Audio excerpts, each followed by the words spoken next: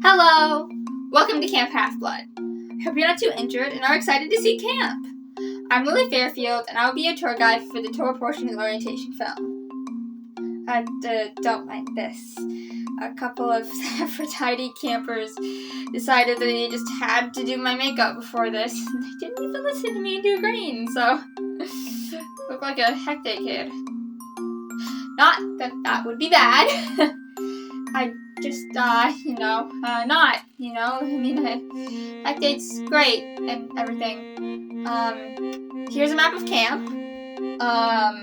Luke is holding it on the other side of an iris message. These are the strawberry fields. These are very important for camp because growing and selling strawberries is a cover for the mortal world. Also, while food is on plates, it's not as good as the normally attained stuff, so it gives us access to real strawberries. As a child of Demeter, I work on the fields a lot, along with my siblings and Mr. D, Dionysus' kids. So I do have more of a connection and a bit of sense of pride with them, But it's also a good place to hang out with friends, and it's just a nice, pretty place with yummy strawberries.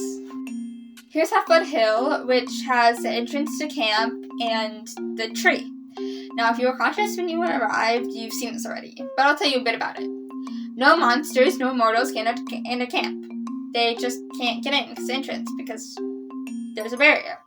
The pine tree is the source of the barrier that keeps monsters out and us safe. I'm not supposed to give the details, but basically, Half-Blood came to camp with two others and a satyr, and she stayed off to fight the horde of monsters while the others got to camp. Her godly parent turned her into a pine tree that could continue protecting her friends and other half-bloods right before she died.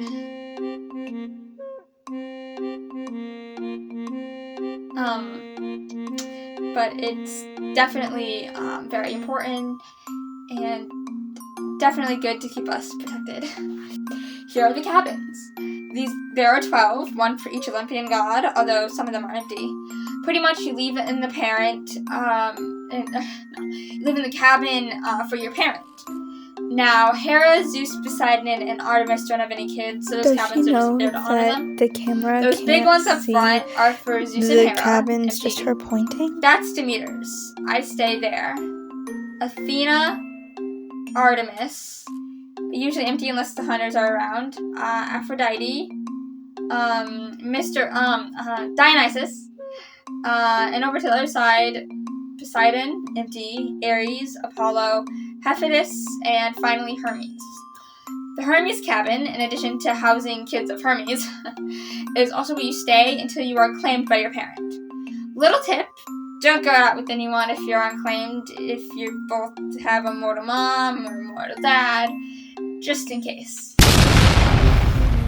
That's probably from the Hephaestus cabin. It happens a lot. And there's a fire pit right there in the middle is where we, sing songs and get quests and stuff. Excuse my speech. I broke up a fight between an Ares kid and an Apollo kid, so I still got lingering effects of a speech curse thing from an Apollo kid. Here's the archery range where we, do archery. And right over there is the climbing wall, which covers you in lava if you don't climb fast enough. There's nothing else to say here, really. Here's the Colosseum. Yes, Roman Colosseum. Well, it's Greek Colosseum. I don't know. I need to do better in history. No, Roman's still stuff from us. So, yeah, Greek Colosseum. This is where there's a lot of sword fighting stuff. It's pretty exciting to watch. I don't like to do sword fighting. I'm really bad at it. And Luke is definitely the champion sword fighter. So watch out for him. This is the dining pavilion where we eat. It is there's no roof, but there is a environment over camp, so there's no bad weather. So it's always good weather. You do have to sit with the people from your cabin though. So that's a little annoying sometimes, but it's a rule, so follow the rules, kids. Oh, come on, choose me for this. And the plates and cups will fill with anything that you want.